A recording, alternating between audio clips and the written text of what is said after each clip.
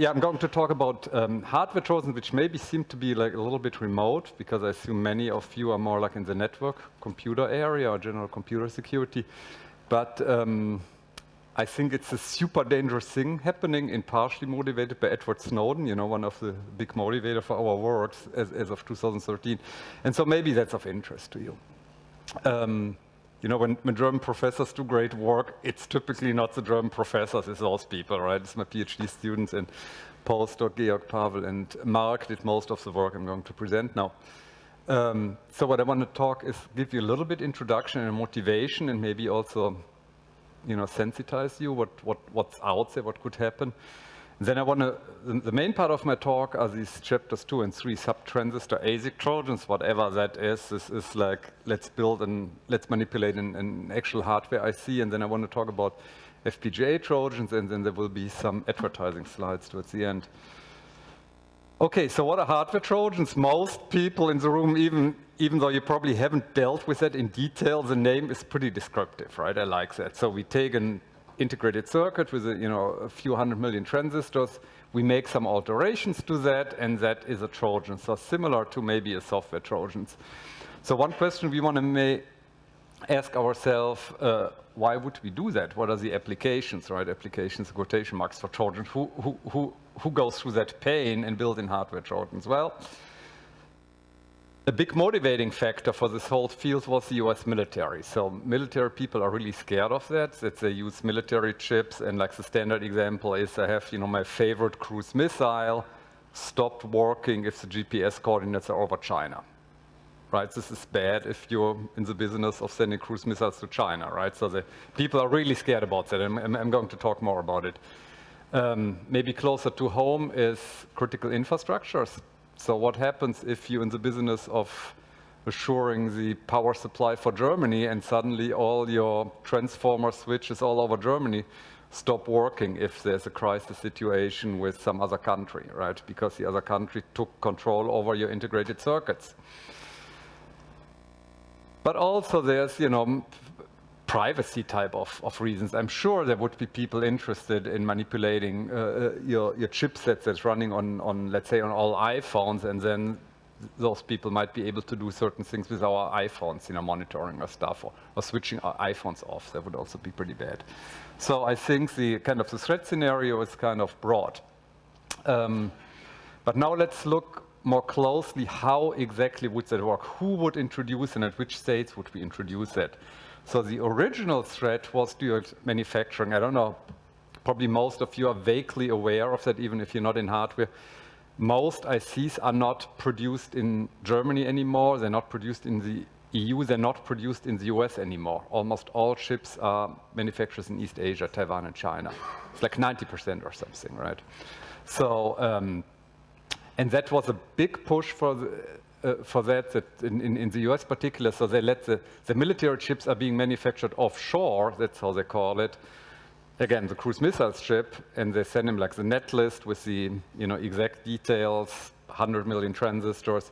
They get the chips back, and then the big question is the integrated hardware chip, the integrated IC that you get back, does this really have exactly the functionality that you want it to be, or is it a chip with the GPS coordinates don't work over China or over Germany? Okay. The other threat is, and that's maybe not as well known to everybody, the main chip on my iPhone has more than 100 IP cores. IP cores, you can think of hardware blocks that are built by third parties. So it's like you buy software, and here you build hardware blocks. You know, like the MP3 decoder, for instance. This is coming from a different company. So that means you don't have total control over your hardware design. And if there are 100 outside designs from third parties, who assures me that design number 38 is really working correctly, or maybe is leaking AES keys or does some other bad thing, right?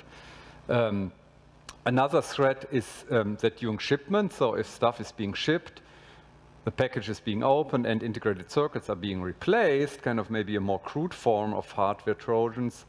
Or another one is that hardware Trojans are built in during manufacturing, right? So what's interesting historically about the field, I'm going to talk more about it on the next slide, is so these two things, that either the manufacturer puts in a Trojan or that there's malicious IP core by third parties, was this big threat. And what you see here is the title page of the Defense Science Board. That's a branch, a researchy branch of the Department of Defense in the US. They were very worried about it, I think, in 2005, and they started this big research program based on that, right? And said, so this is really, really dangerous, right? Our cruise missiles are not working anymore, blah, blah, blah, blah, blah. So it's like the crisis in the supply chain, something like that, microchip supply chain. While it's not clear that how real this threat is, because there's some very knowledgeable people and say, this attack scenario is pretty difficult. Because if the manufacturer, the chip foundry in Taiwan gets this design with this military chip, there's not this clearly red marked circle, this is where your GPS circuit is, right? It's a garbled circuit, 100 million transistors, probably obfuscated, and now there's also only a limited window of time where people possibly could introduce a Trojan, right? It's not clear that this even would ever work. The other two scenarios are kind of anti-government, right? So this is during shipment or built-in backdoors, and nobody talked about it. And then, 8 years later, Edward Snowden came along, and he confirmed that these attack vectors in fact exist, right? There's one confirmed case where I think an activist ordered a keyboard from Amazon, and then they discovered that the Amazon keyboard was rerouted through the NSA address in Virginia. Right, and don't ask me what they do with the keyboard, right? That goes to an activist. The same goes in with built-in backdoors. This is similar, as we know that the NSA pressured software manufacturers to build in software into software products, and it's complete. There's no confirmed case, but it's completely plausible that they may want to do that with hardware manufacturers too. Okay, so I think it's kind of interesting that the government is worried about other people putting in hardware backdoors, while at the same time, it doesn't seem very unlikely that do the same thing, right? So it's yin and yang. Okay, so, but I'm not government, right? I'm not even an activist, right? I'm maybe sympathetic to these causes, right? So what about the scientific community? How do they deal with that? Well, this is this high-performance microchip supply report, right? February 2015. No, 2005, I'm sorry, okay. So what you see here, we plotted the publications that deal with hardware Trojans and malicious hardware. This is hardware Trojans in the title, and this is just the paper mentions that, right, from Google Scholar very scientifically. So prior to 2006, essentially, that topic didn't exist. And I've been doing crypto hardware since 1995. I barely heard about it in my life, right? So what I'm saying is this DoD report really triggered almost a new subfield of research within the hardware security community, right? It really exploded. So there have been many, many papers dealing with that, okay, which I think is interesting. But where are we with hardware Trojans? One problem, and that's the total opposite to software Trojans, right, and software malware, who most people in this room know much better than I do, they've never been observed in the wild. So we don't have a single confirmed case of a hardware Trojan, right? Which makes it very hard to deal with this whole topic, right? I think it's real. I think you can make a really good case that this is a real threat. It's just very hard to detect these things, right? They're examples, but the examples are about people like me, right? So we take our own FPGA design and we add a Trojan, and But the big question is, and so what do people have done? They've focused on detection, which I find kind of strange. So they try to detect hardware Trojans while, you see the first bullet point, we don't even know how they look. I mean, real Trojans, right? You know how, my FPGA Trojans look like, right? But is this really what a serious government agency would do? Probably not. This is our hypothesis, right? They would probably design Trojans in a very different way, in particular in a way that is really, really hard to detect, right? Really hard to find. So I'm going to talk about that a little bit more. So what Georg and I thought a few years ago is, why don't we design hardware Trojans? And you saw the hundreds of publications, and out of the hundreds of publications, I'm not exaggerating, there were maybe 5 dealing with hardware Trojans, and even those arguably maybe not very sophisticated. And what we were interested in, particularly sneaky Trojans, so Trojans that are very, very hard to detect. Okay. So, and we start with, everybody who studied IT security here, they hated the electrical engineering courses, right? The circuit courses. So back to that, right? The inverter. Very complicated function, right? This is a very complicated truth table. This is input-output, so you invert that. And by the way, your Pentium chip on your laptop or your ARM chip in your Android phone has, I'm making up a number, 100 million inverters on board, right? It's the most common circuit element. What we wanted to do, we wanted to change it, right? But in a very sneaky way. That the focus is on very sneaky. So do the smallest possible changes, right? And we focus on this transistor here. What we want to do, rather than inverter, we want to have a circuit where the output is always 1, right? This is a straight connection.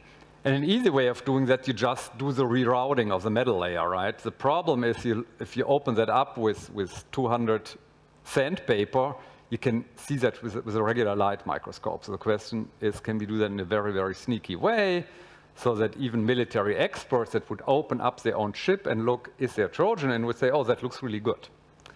So, and that's kind of what we did. So this is this transistor here, right? This is this transistor here from the side. And this is not to scale, right? This is blown up. Real transistors are not 1.50 meters long, right? When you hear about 22 nanometers, right? Intel is going 22 nanometers. This is this distance here. This is a gate switch, right? So it's smaller than what you see here, right? And essentially, this is what the green is the substrate. When you hear about silicon, as in Silicon Valley, this is the silicon, and then you do some doping. That means you add some Fremdatome, right? Other atoms. So you change the polarity and the conductivity. So then what we did, rather than do a p-doping, which is normally what you have to do with this transistor up there, you do an n-doping. Is this difficult? No, because 50% of the 100 million transistors are n-doped anyway. Right, so we just then rather than, if you go back here, normally this is transistors n-doped and this is p-doped. So what we do, rather than p-doping this, we also n-doping this, right? What happens is this transistor is not a transistor anymore. It just acts like a wire. But we're not using a wire. What do? Well, we use atoms here at this point, right? We change different atoms. So meaning this is really hard to see. Unless you're a superhero, right, and you can see atoms, but most of us are not, right? And it's also, you just add a few atoms here, okay? So it's not really that easy to detect. And also we do the same here. You can also manipulate the transistor and the bottom so it becomes an open connection here with a similar trick here. You just change the doping. So what happens on a logical, so this is permanently closed and the NMOS transistor is permanently open. So if you do that, you get this logical function, right? You have a permanent 1. So it's not very sophisticated so far here, okay? So now 2 questions arise. The first question, can this be detected? And second, can we build useful Trojans from that? So let's look at the first question, can it be detected? So now we're going to look at 2 of these inverters. One of them has a Trojan in and one not. So can anybody see? Probably not. This is the same photo, right? So nobody can see that here. Right? You couldn't see that. I mean, this is looking on the top. This is roughly what you would see minus the colors if you start delayering the chip. Again, 200 Schleifpapier, right? 200 sandpaper, 200 granularity. You would, in a good microscope, you would see something like that, except you wouldn't see the colors here, right? So they look completely identical because the doping happens kind of on the backside in the substrate, right? This is impossible to see, okay? So that means all these layers, the metal layer, polysilicon, active areas in the wells, they all look the same from the top, okay? Our hypothesis is this is very hard to detect, and I'm going to talk about this a little bit more towards the end of my presentation here, okay? So the small remaining question, and small is in quotation marks, is if you do that, I mean, again, what we did, there's an inverter, and we fix the inverter output to 1. That means it's not functioning, which maybe some of you are aware of. If we build chips, if you have one of these $1 billion factories in Taiwan that build chips, at the end of the manufacturing process, there is a very thorough testing process. Every chip is being tested, which takes a few minutes, which is to some extent a bottleneck in chip manufacturing, because you want to test as many of the 100 million transistors as possible, whether they work correctly. If you do what we propose, normally that would be detected during manufacturing as a malfunctioning, as a non-correctly functioning chip, and it goes in the trash can, right? It will not be shipped, it will not end up in your cruise missile, right? Again, which is bad if you want to build Trojans, right? So the question is, what we just did in a very sneaky way, we introduced a fault to a circuit, but the circuit is not working correctly. So what do we do from here? So the question is, can we build meaningful Trojans with that that still pass what's called the functional testing? Functional testing, if you take a class in VLSI design, this is week number 6. Your professor will talk about testing of VLSI chip, right? I took a VLSI class in 1990, so at the Uni Siegen, and they talked about testing, right? So this is a very established topic, right?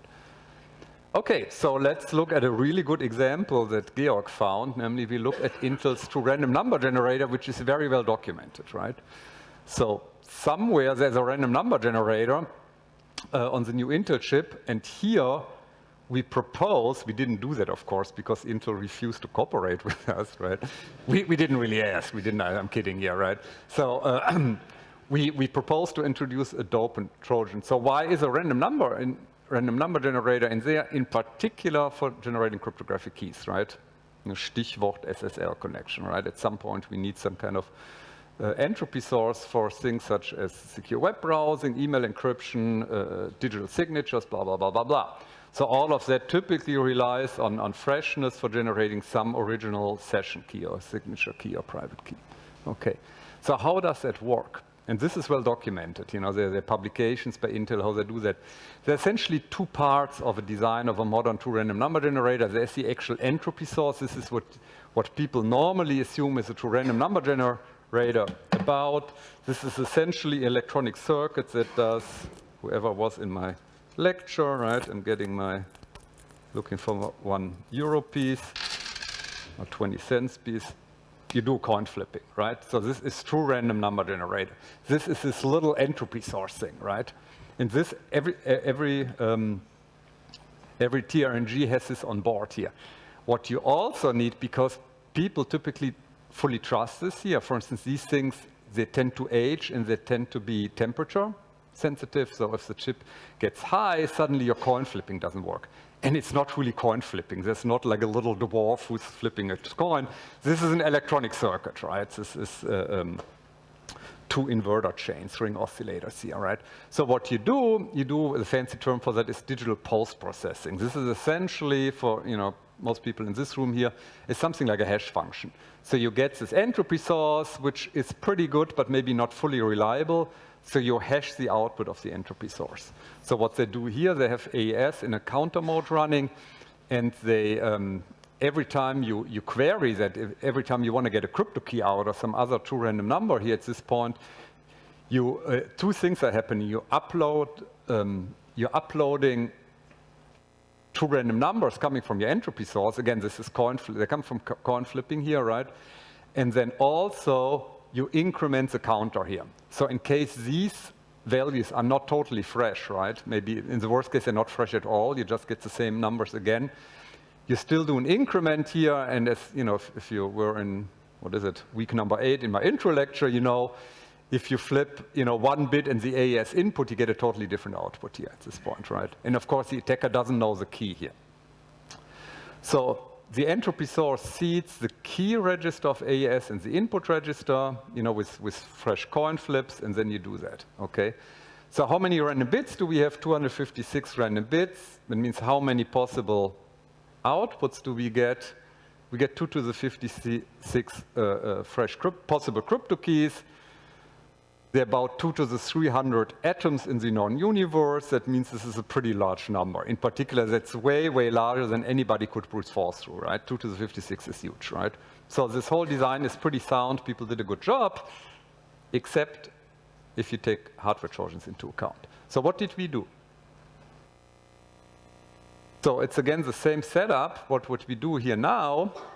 Instead of using 256 bits from coin flipping, the attacker fixes 224 of these bits. How? With this inverter trick, right? You change a few selected transistor, you fix the input, the setting of these register bits to either 0 and 1.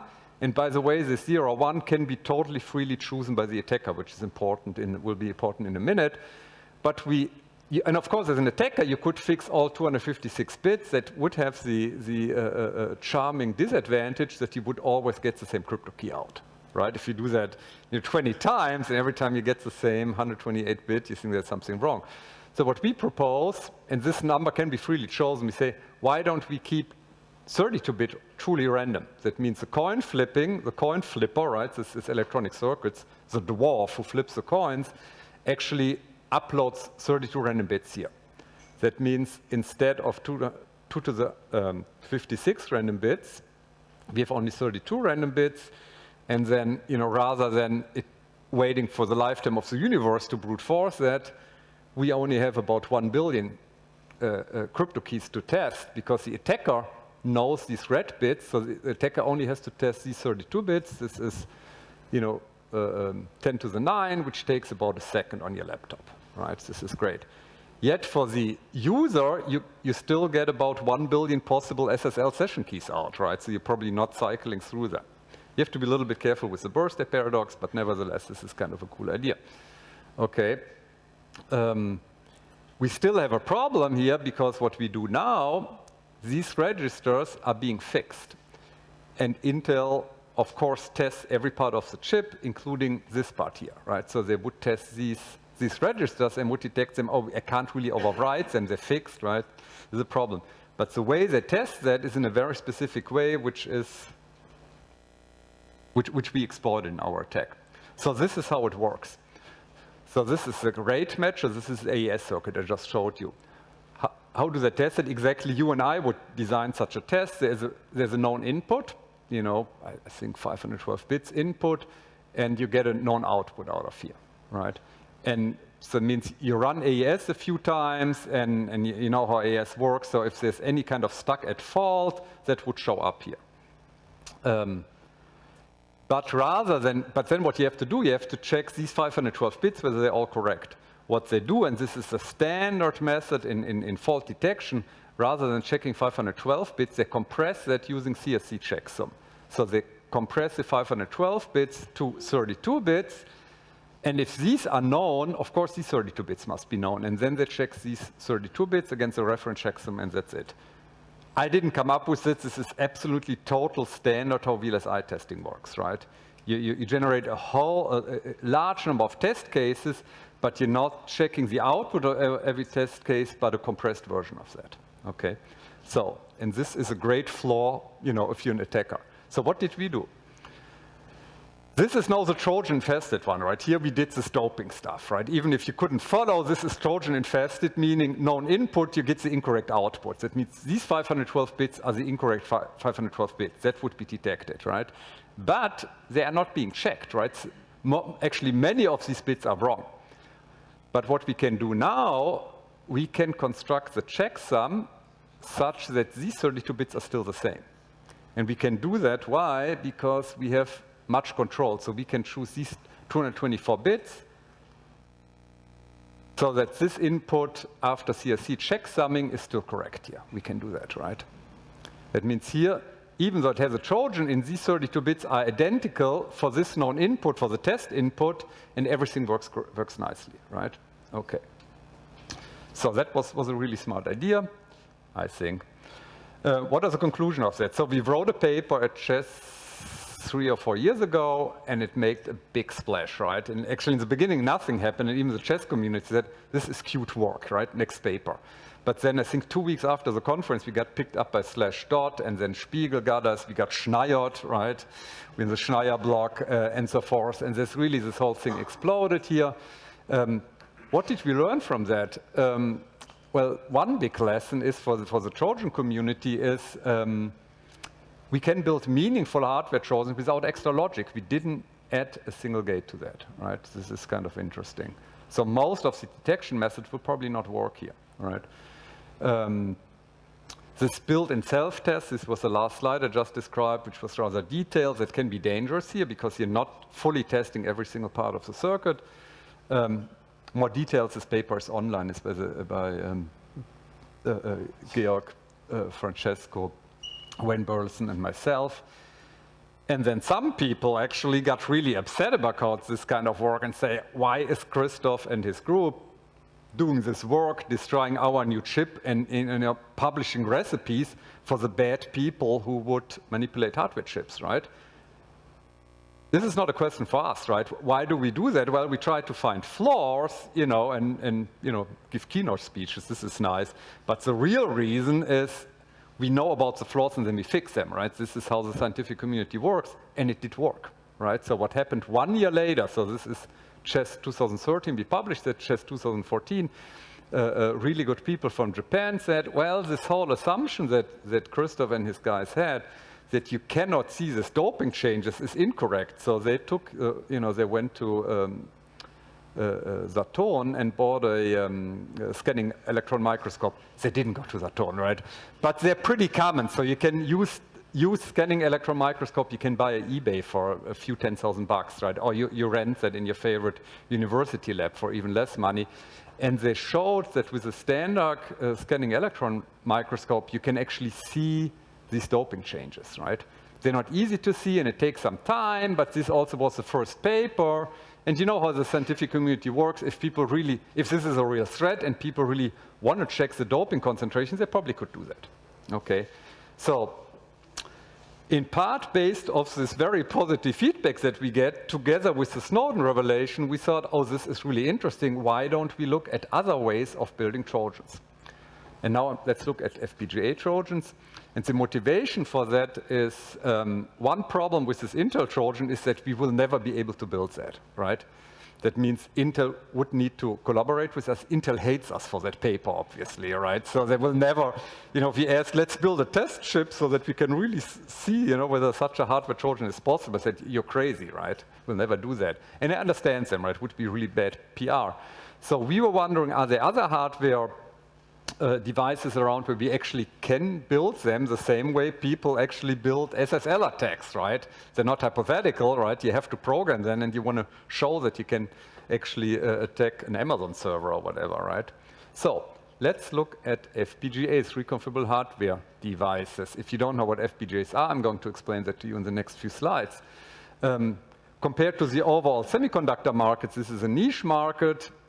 But that means the relative size is small, the absolute size is huge, right? So currently they're selling about 5 billion FPGAs per year, going in a lot of specialized application, like space exploration, medical technology, but also network routers. And for a long time, Cisco was the largest customer for the FPGA companies, right? So how does this work? And this is kind of a weird thing. So what FPGAs basically are, you still have, similar to an Intel chip or your smartphone chip or whatever, you still have something in the order of a few million transistors on a chip, but without a fixed functionality. That means the functionality of these transistors can be programmed in, right? So it's a mixture between hardware and software. Now comes and probably most of you know that. But the devil is in the details. So the two market leaders are Altera and Xilinx, and they have about 90% market shares.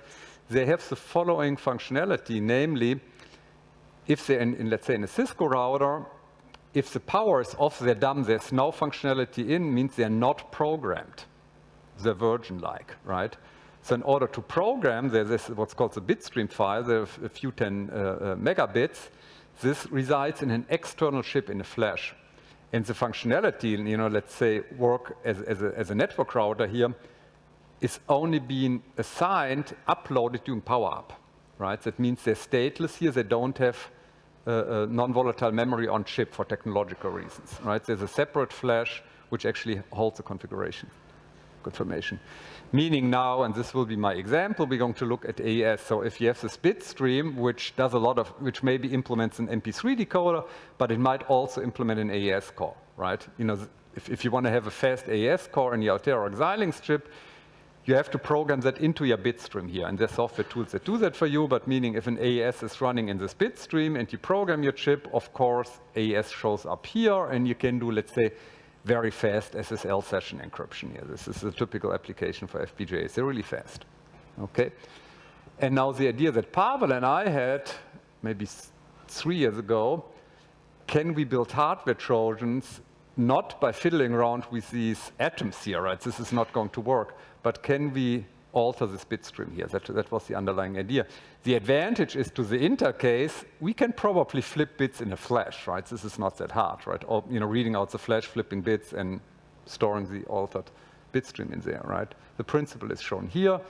So this is a bitstream, and if you see, for instance, a set of zeros and ones here, bits, 64 bits or something like that, what they often do, they just program a lookup table. LUT stands for lookup table, and these lookup tables are being used for implementing logical functions.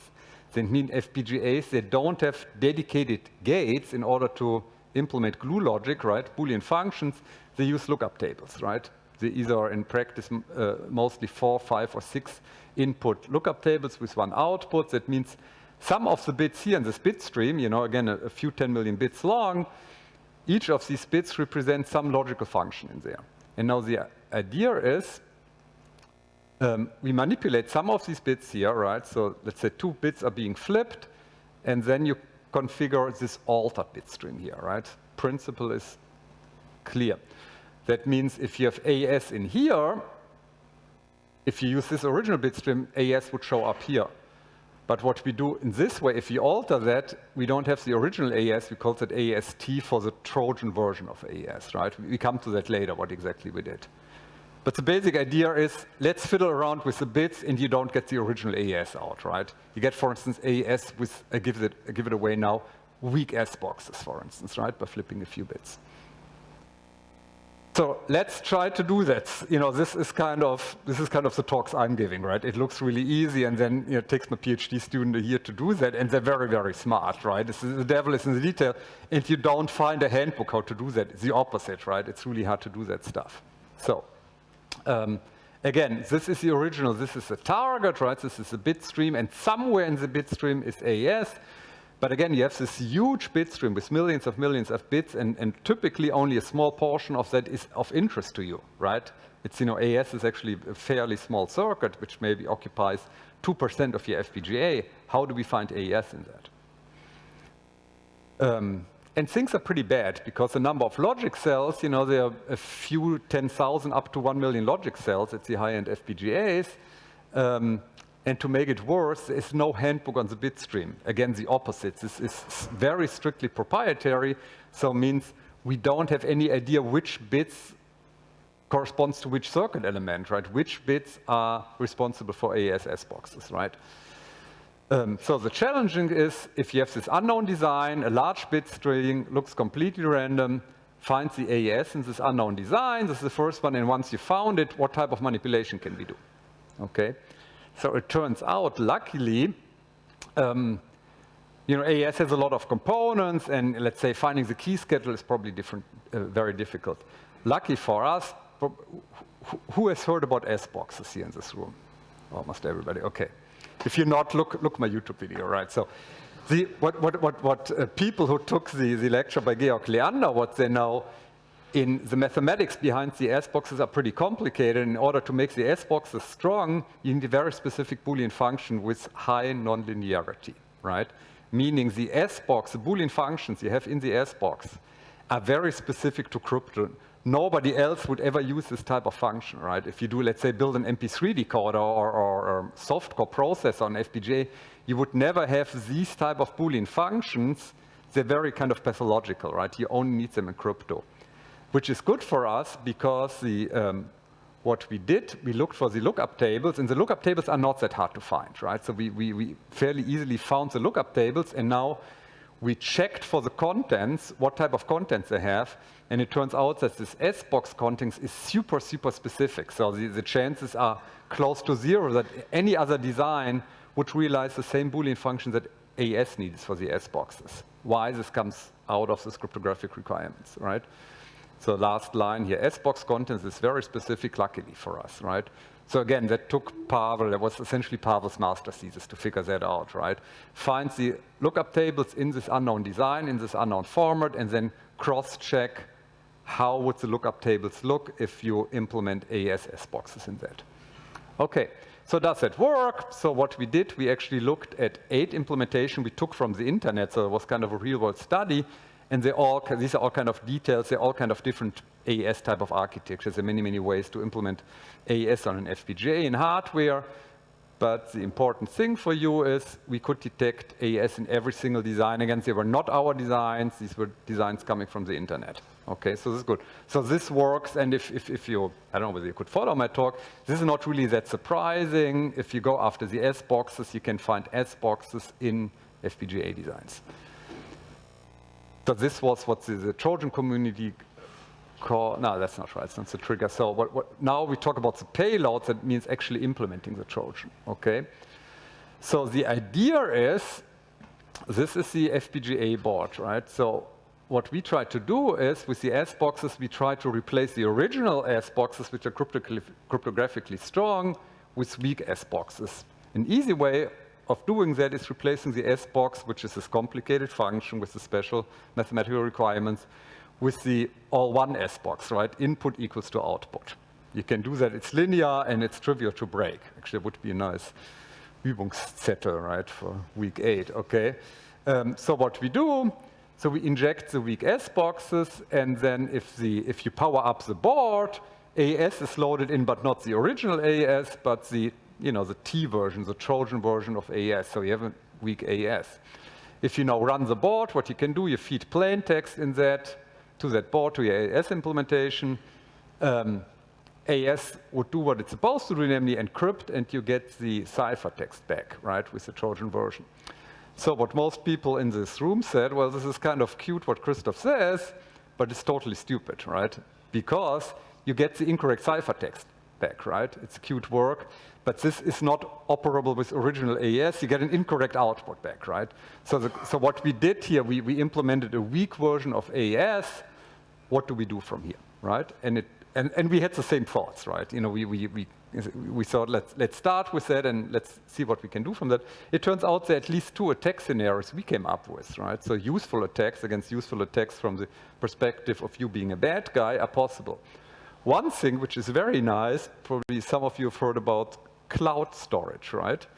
So if you do cloud storage encryption, and there's a good argument to make that a lot of data in the cloud should be encrypted, right? So if you do cloud storage encryption with this type of AES, it's really great, because what you do is, this is your plain text maybe coming from the user, and the ciphertext is what's being stored in the cloud. If now people get access to the ciphertext and try to break that, normally it's not possible because we don't have a good way of breaking AES, right? We would all be world famous if we knew how to break AES. Well, our Trojan version of AES is trivial to break. So that would be one version of attacking, right? Rather than using the original AES, you put a weakened version of AES in. What happens now, all data in the cloud is stored with a weakened version of AES, and you read it out. You would, depending on the attack scenario, hopefully this same AES implementation would be used for reading it out. And then, of course, you could also, you could not only encrypt, this way, but you could also go back and you would decrypt using this weakened version of AES, and everything would be fine. You know what I'm saying? So if I use the same AES for encryption and decryption, everything would work, and it would be great for the attacker because you would have ciphertext which is trivial to break. Okay? So one thing is storage encryption, or the same goes actually for USB stick, and we did that. We bought one expensive USB stick, which in fact had AES on it on an FPGA, and we implemented that on the USB stick.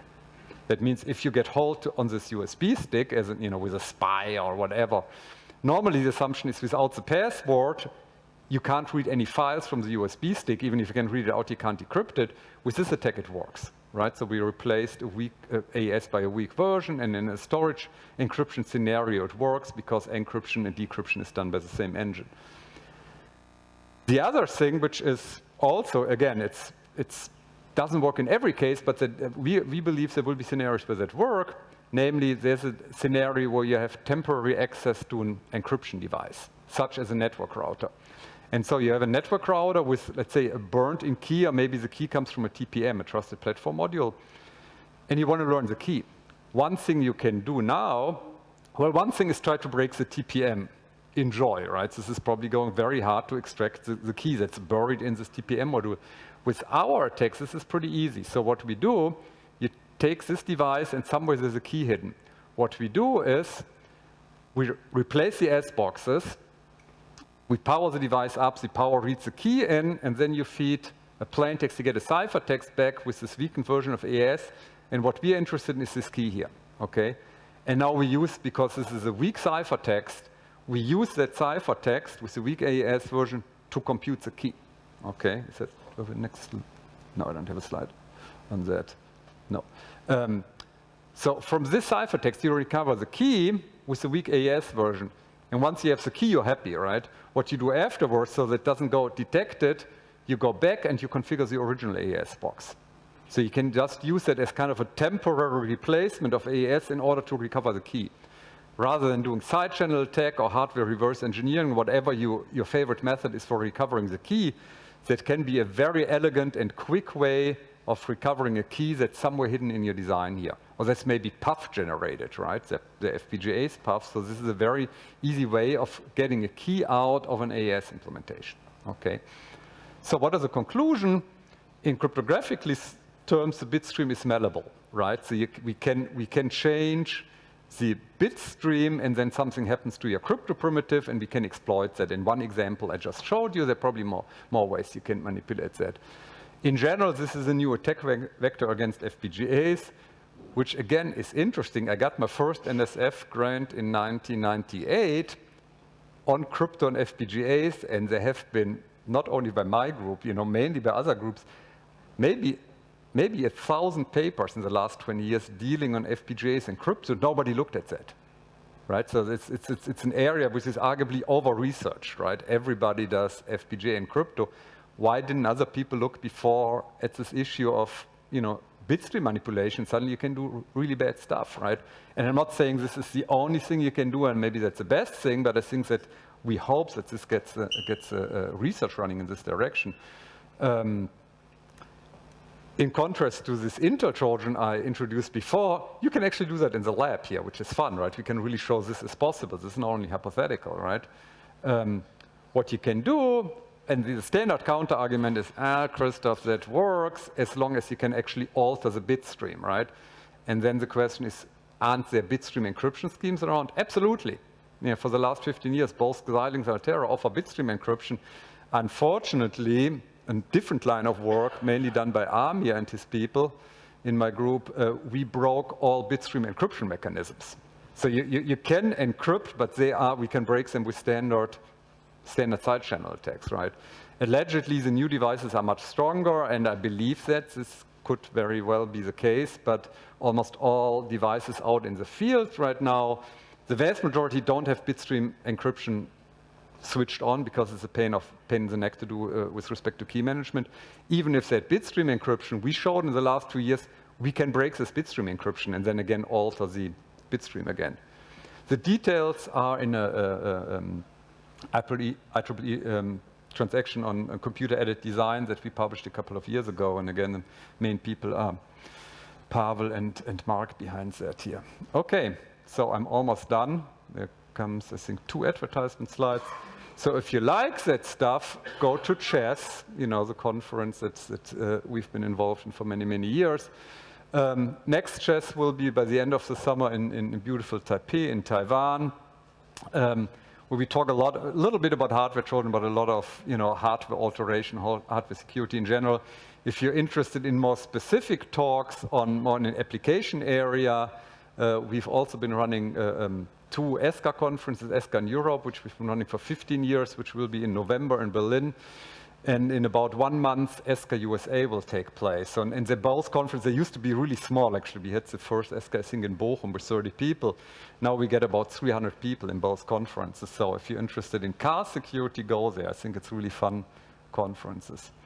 Okay, if you're interested in learning crypto, don't buy my book, but watch my YouTube videos for the people that studied in Bochum. These are my lectures I usually give in Bochum. They're totally free and they're in English. Okay. Thank you very much.